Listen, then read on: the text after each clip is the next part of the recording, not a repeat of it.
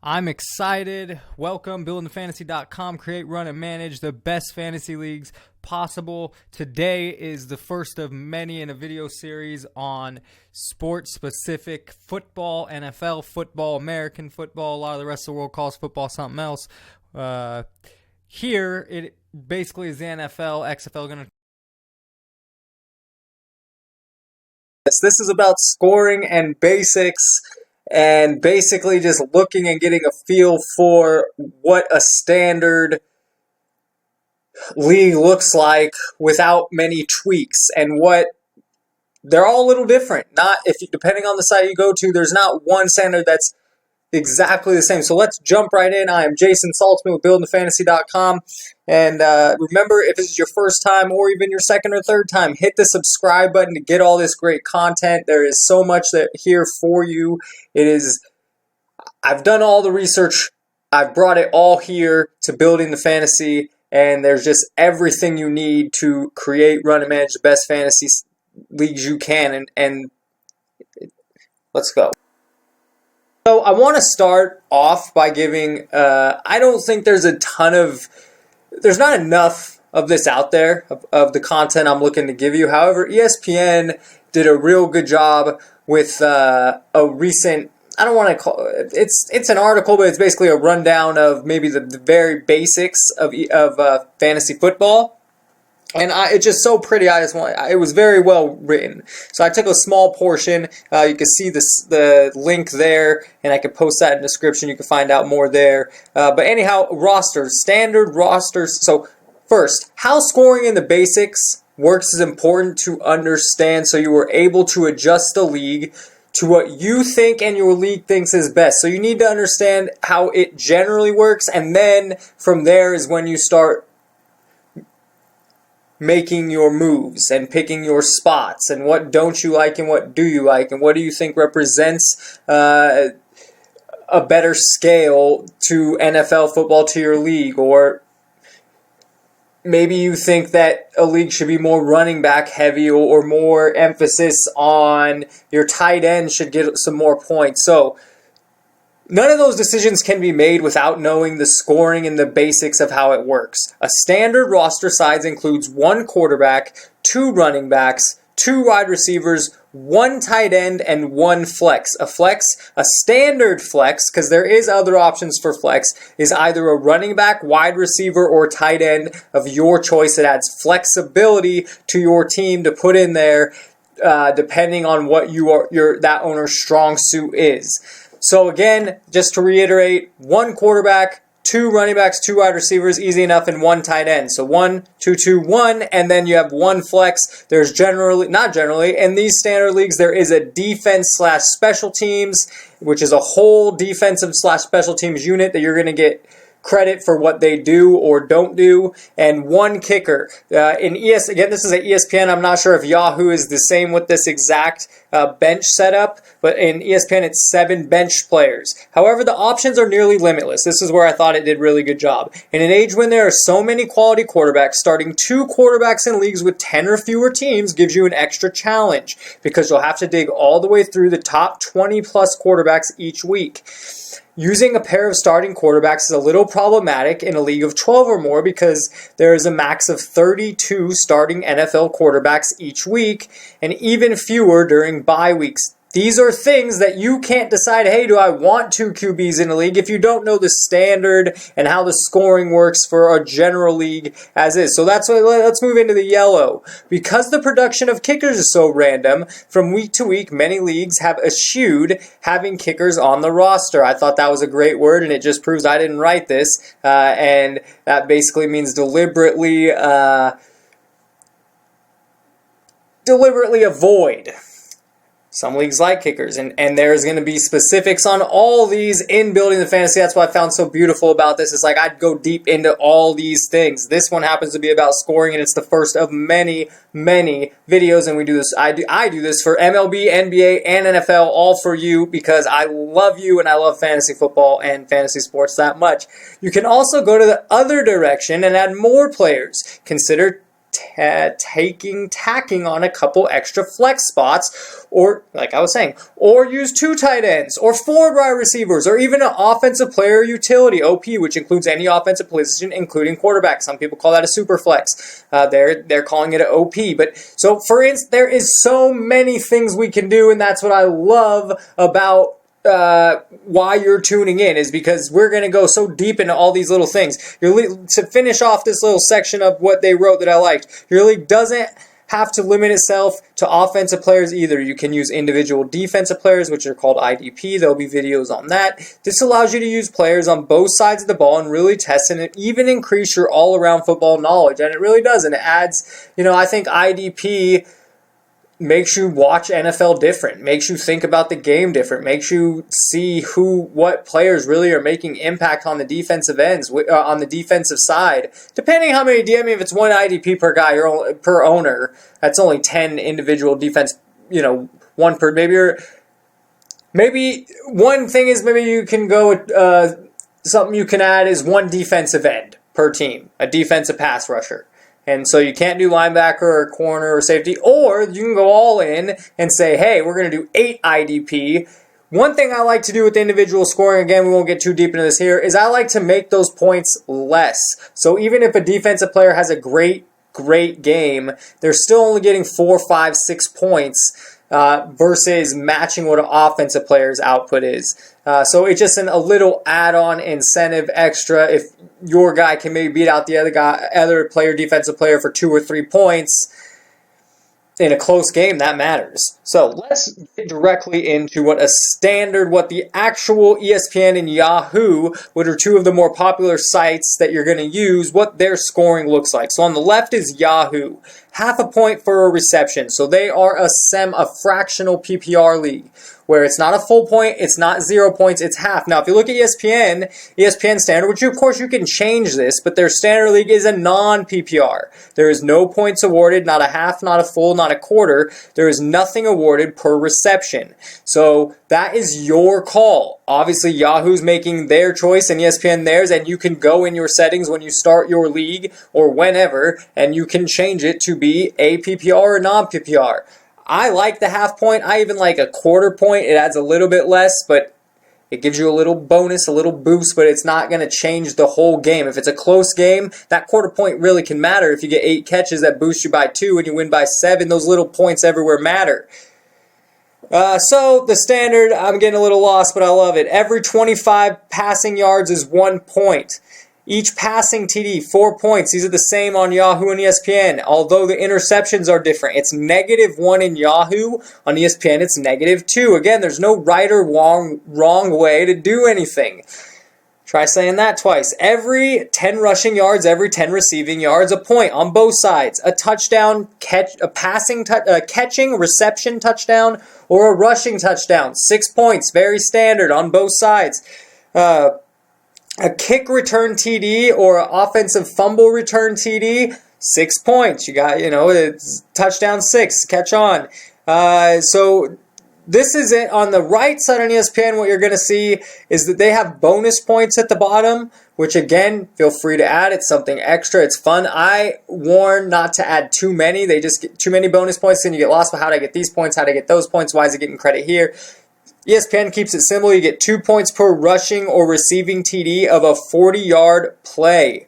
So if the play goes over 40 and it results in a TD, you get a 2-point bonus. The same 2-point bonus per passing TD. So rushing, receiving, or passing. It does have to go for a TD and it does have to be more than 40 yards. And there's all kind of cool tweaks. Hey, your quarterback goes for over 400 yards. Bonus points. Your running back goes for over 150 rushing yards. You make them hard to get, but hey, it's a couple extra points, and it goes a couple extra points. Like I said, that's how you win. Or that's how it makes games interesting, or the league interesting. I like it. Those little bonuses, who's going to edge out who? Where does it really make a difference? This is strategy we're talking here. So when it breaks down, this is how Yahoo would look. ESPN's very similar. A quarterback at the top, 250 passing yards. 250, you're getting 25. A point every 25 yards. You divide it up, you're getting 10 points there. 2 touchdowns, the 4, 8 points. The 1 interception on Yahoo, that's only -1. That quarterback ends up with 17 points for the night. That's simple as that. As you'll see with the wide receiver, the first one there, he went for 140 receiving yards, 11.4. I think it's very, very important in this. It is the future now, and if you're not using fractional scoring, you're ancient. There's no excuse for it. If your guy goes for 11.3, or excuse me, if your guy goes for 13 yards and your competition goes for 0.9, or excuse me, 9 yards, there's no reason that you should each average 1. One guy went for 4 yards more, and that 4 yards should be the difference. And it's very easy. You're not doing any math. The computer, the calculator, whatever it is doing it for you instantaneously. There's no excuse. So that is something that I think I wanted to point out. But as you can follow the rest, the receptions are there. In Yahoo, it's half a point. The TD, he ends up with a great game. And that is a good game. 6 receptions, a touchdown, 114 yards. It's a very, very strong game from a receiver, and he has a very solid day. In receiving terms, he had a better day than the quarterback with only 2 TDs, a pick, and 250. That's a better day in wide receiver terms, and he got more points. So I love it. The second wide receiver, not as good of a day, 47 receiving yards, 1 reception. He ends up with 5.2. So, I mean, zeros are good to avoid. So if you can have some of if 5.2 is one of your less players for the week, so be it. Running back, I only have one there, and he had a huge day. 140 rushing yards, 3 TDs, 55 receiving yards, and 7 receptions. That's your Todd Gurley, your Le'Veon Bells of the world, and that's a huge day that doesn't happen too often. You're looking at once, twice, 3 times, maybe a season. You'll be lucky enough to have that day. But this is just for example's sake of how this works.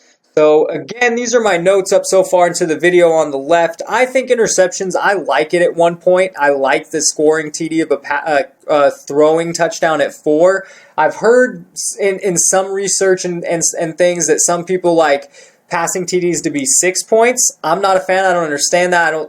There's more passing TDs than rushing or receiving. So why would you even make it?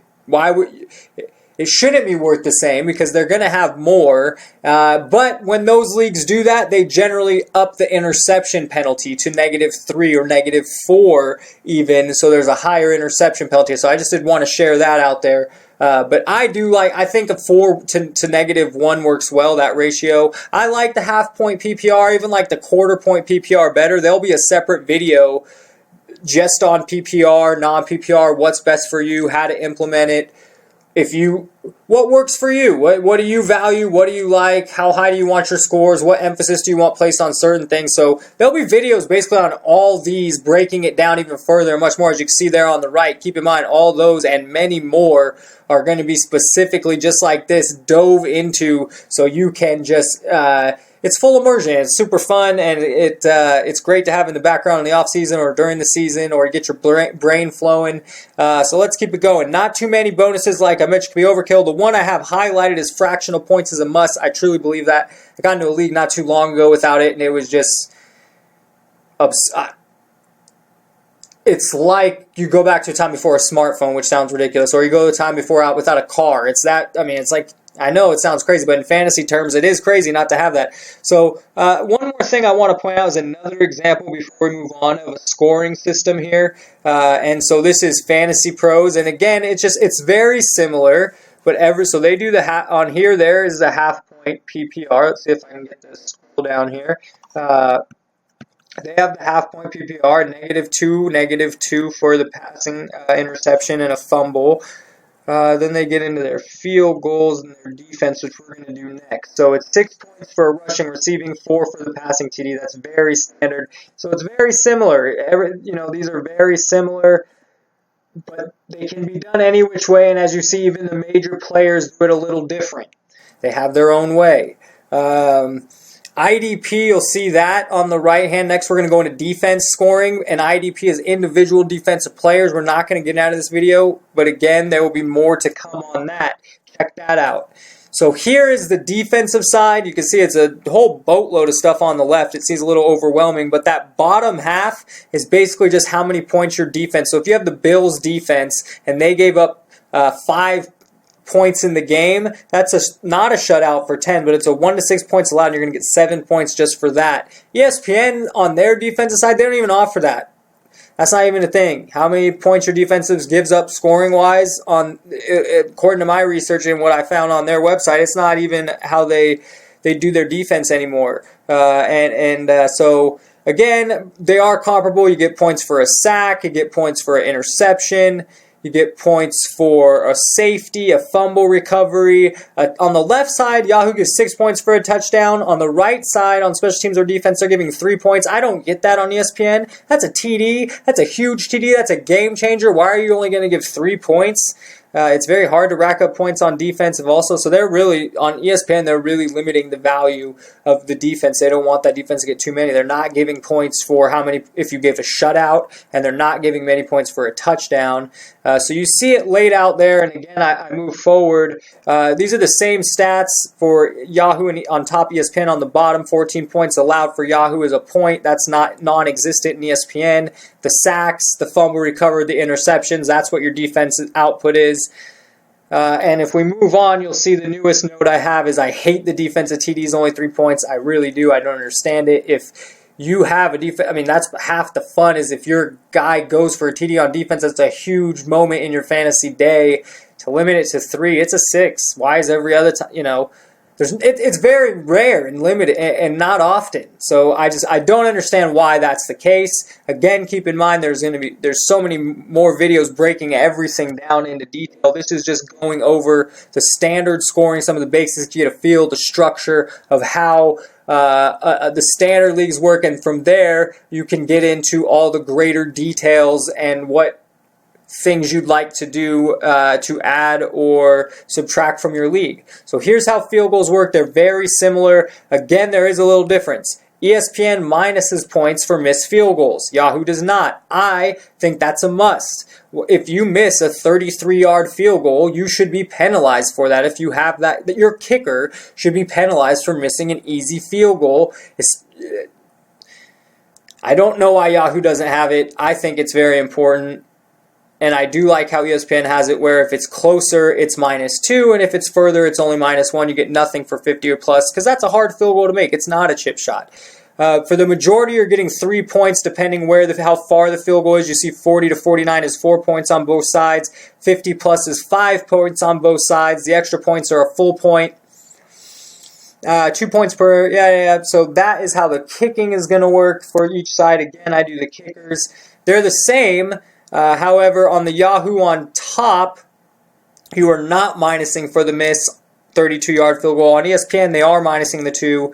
So you go from a 9-point kicking day to a 7-point kicking day, and that's how the kicking works. And I think, does your league need kickers? First, ask yourself that.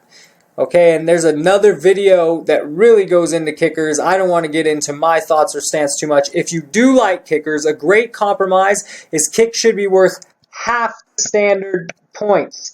So if your kicker goes out and has those 2 field goals on Yahoo, makes 2 of 3 and gets 2 extra points, he's scoring 9 points. That's a big day. I mean, that is a 90-yard receiving day without a touchdown. It's not like if one kicker has a good day at 9 points and the guy the other kicker on the other team has a bad day, that 9 points very well could be the whole game.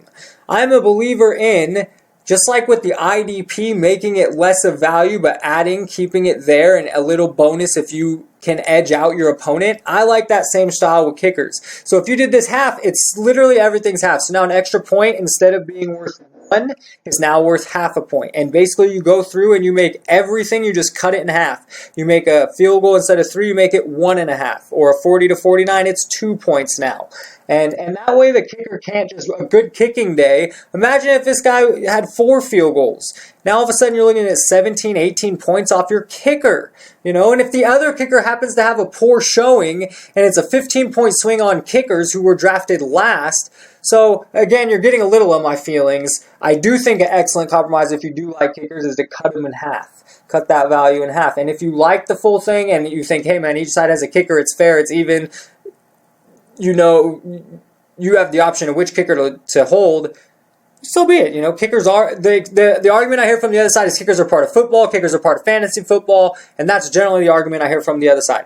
So, we really got into all the scoring. You now have a strong structure and foundation for how fantasy football scoring works. The players get added up. You play somebody else every week. Whoever has the most points on each side of starters wins that week.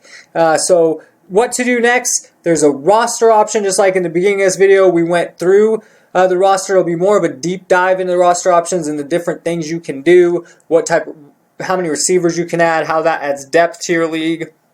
Makes it tougher to go out if you have 4 receivers to find that 3rd and 4th receiver. And now there's more of an edge for you finding the 3rd and 4th receiver versus your opponent not finding that 3rd or 4th receiver. And that's fantasy football strategy. It's about finding those edges. When you only have to do 2 wide receivers, it makes it a lot easier to swing and miss. There's a lot of studs out there if you only need 2, you know. I mean, and if you swing it, there's a lot of people out there, you know, in the 2 wide receiver league.